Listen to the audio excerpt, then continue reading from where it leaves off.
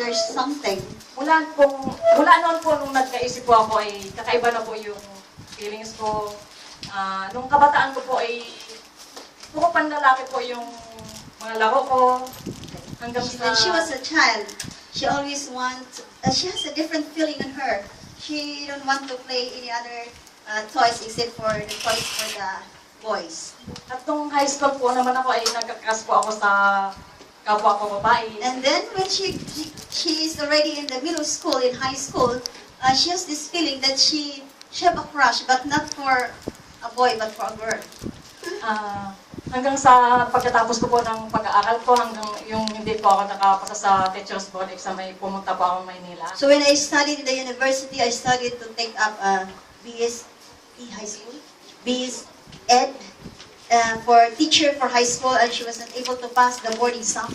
So she was frustrated and she went to Manila to find work.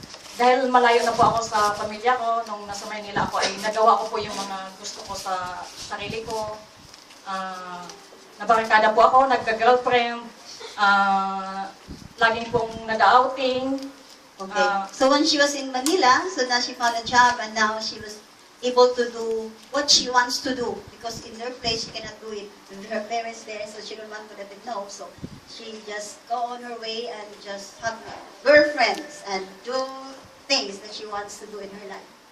At hanggang sa nakarating po ako ng Taiwan, tapos ganun pa rin po, disco paglinggo, inuman, tapos hindi po ako nagsisimba, kundi inuna ko po yung pagdidisco, pag-iinom, So until barkada. I decided to go to Taiwan to find a work, and then the same thing I did. I just go to disco, drinking liquor, and just do anything I want.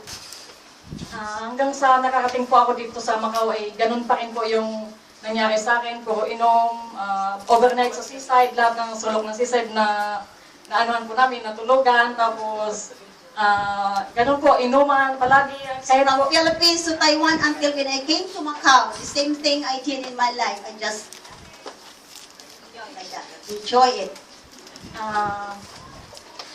Pero noong 2012 po, nung September 2012 ay parang hindi pa ako masyado noon nahilig sa Facebook. Tapos po ay isang beses po ng hapon ay habang inopen ko po yung Facebook ko ay may nag-video call po sa akin babae. Tapos po siya yung pang-sampu ko pong girlfriend.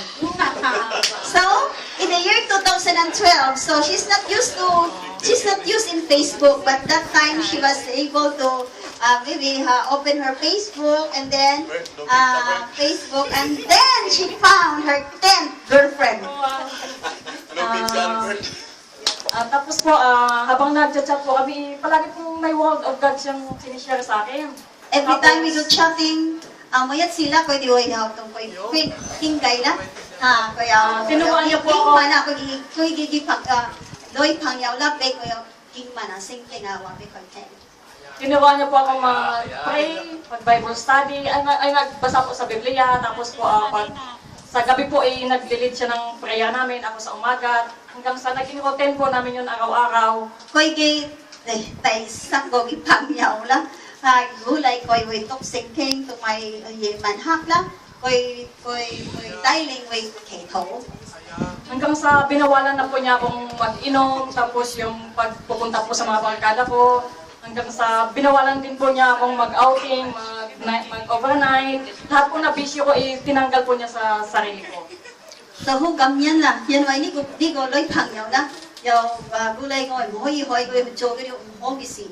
Di hoy boy tok singking na, yo hoy boy pangaw na, samga ni ko din ko nga gitok to di dong. Naging malalim po yung relasyon namin hanggang sa nag-plan po kami na mag-ampo ng baby, Ushers, magplano ng please. pamilya. So, yun wala di ko gilay pa yung ako di himo ko di yaw ka yaw jo yat ka tinga. Say ko di wa ko hoy wo yaw pan di yaw di. Ano ko di hoy wo di ba ko di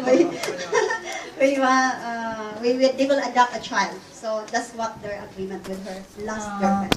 Tapos po, dahil hindi ko naman po alam na ganito ako sa pamilya ko, nag-plan po kami na i-open po sa pamilya ko na ganito na po ako. Kaya noong December po, nagbakasyon po ako, tapos through Skype, pinakilala ko po siya sa pamilya ko kasi nga inisip po namin na talagang magkakapamilya po kami. Pero ko gi mama papa la ko MC ko gi gi chen phong ah ko hay kam yong.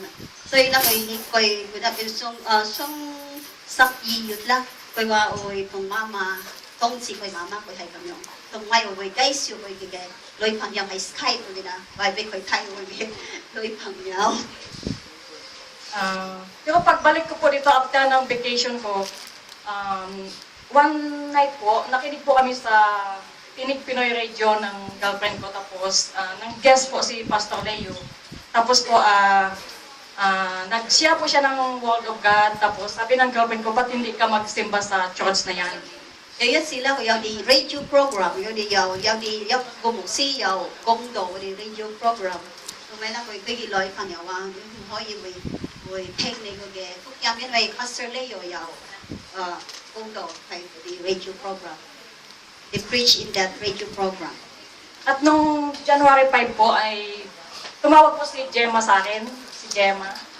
At niyaya po niya ako dito sa church. Tapos po, nagtuloy-tuloy na po ako hanggang sa nag-Bible study. Tapos po, tuwing nagsisimba po ako at nag-Bible study, para pong na-realize ko po yung mga nagawa kong mali na parang may conviction, na convict po ako. That's January la, her friend, ko yung pangyaw-yaw da, di ba kay Koy Gemma da. Koy, chen koy odi huy samga, odi ka huy la, san ba odi kay songbay la. Say koy kung say mayat sa ano. Tapos po, nag-usap po kami ng girlfriend ko na parang na-realize po namin na mali pala yung relasyon namin. Tapos, pareho po kaming nag-surrender kay God. Tapos po, si God po, inopen niya po yung, napapasalamat po ako kay God kasi inopen po niya yung heart at mind ko na mali pala yung mga ginagawa ko. So ila koy tengdo sang gesut wa gisi hala koy sido ni ko gisi hay wine na am ya so i koy kyo cute thing to la koy la koy change their lives. You still have chairs here? At Please leave. na-realize ko po yung mga mali kong gawain at humingi po ako ng tawad sa Diyos. At sa mga pagkakamali. Koy am gisi hay song dagi an min sin hay am ya so i koy koy. She repented. At pinatawad po ako ng Diyos at tinanggap ko po siya, si Jesus, bilang aking tagapagligtas. At hindi po ako nagdalawang isip na magpabaptize. Sa water, last June 14 po ay nabaptize po ako bilang isang Tingdo sung dai di wayo gin si hala koy yaw koy tong mai la koy yaw chip sao ye so koy gi gaw chu chen ye so ya koy gi sam ya pin ji hala hai song lok yu la koy yaw chak la yaw baptisa water baptisa. At mula po nung nabaptize ako, lalo pong lumapit yung loob ko sa Diyos. At lagi ko pong humihingi po ako sa Kanya ng lead na i-guide po niya ako. At naglalaan po ako ng time ko, magbasa ng Bible, mag-pray. Tapos, yung mga dati ko pong ginagawa ay unti-unti ko pong binago. O kamyan la yan may sung dai chan hai yaw koy bin ko gi sam mi chi sin ge ma am bi sila yi ga yaw song dai yaw bong jo koy moi jo ni ko am bi sin sun yi ga moi sila koy chak ga gi chaking ban sang ba ko gi do ya chi tong yi ga mo teng jo cham ga song dai gi bong jo. Napakasarap po pala sa feeling ni God. Chan hai he song dai gi yak gin la kay feeling ko chan po hai ay- mo sam. Napaka-kompleto po ng buhay ko, parang wala pa akong worries. She feel that she's Napakasaya complete ko po in sa the feeling Lord. ni God ngayon. Gusto ko pong magpasalamat sa mga pastors na O kamyan la yaw di nagsishare po sa amin ng for the words of pastors. God. Lagi po at Yakan ang song dai gi wayo. napakabuti po ng Diyos sa buhay natin. Marami pong salamat. Ang lahat ng papuri at pasasalamat ay binibalik po sa O ating Panginoong Hesus. already thank the Lord. Ho kamyan lang siya gilayo kay di sang dai Lord. So koy di ko gi sang mi. Thanks God. Mr. Ma, we can